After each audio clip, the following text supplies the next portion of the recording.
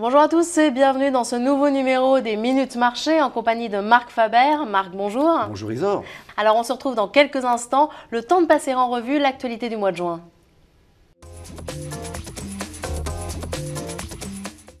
Le mois de juin aura été source de nombreuses angoisses et pourtant il a terminé en fanfare, permettant au CAC 40 d'afficher à nouveau une performance positive depuis le début de l'année.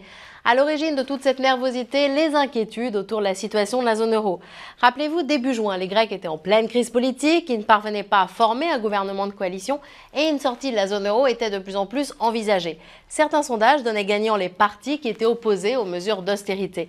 Et finalement, le 17 juin, de nouvelles élections législatives ont mis fin à cette période d'incertitude et le processus d'aide à la Grèce en échange de restrictions se poursuit, même si la route est bien sûr encore longue. Mais après la Grèce, ce sont l'Espagne et l'Italie qui préoccupent la communauté financière. Pour preuve, les taux de référence de ces deux pays qui flirtent avec les 7%, un niveau difficilement soutenable à long terme pour ces deux États qui sont déjà très endettés. Madrid doit en plus faire face à d'importants besoins de refinancement de ses banques.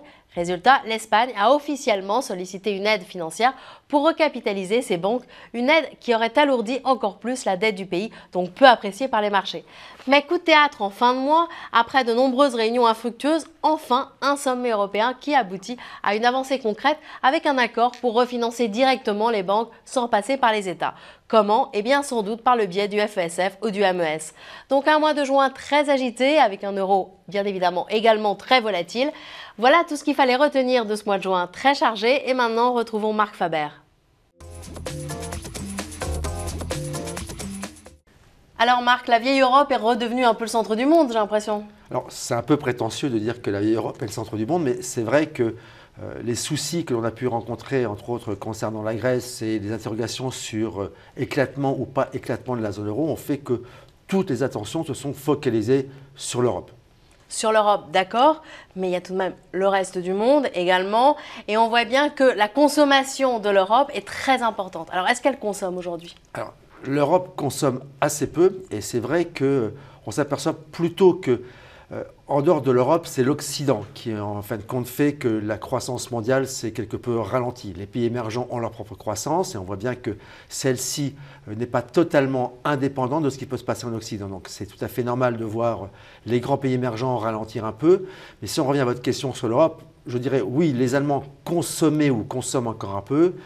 Les Européens de la zone euro consomment nettement moins et s'interrogent beaucoup. Alors, quel est l'impact sur les marchés boursiers? Les marchés boursiers ont plutôt très bien réagi, et tant mieux, à l'information intéressante du dernier sommet européen qui voit les prémices d'une union bancaire.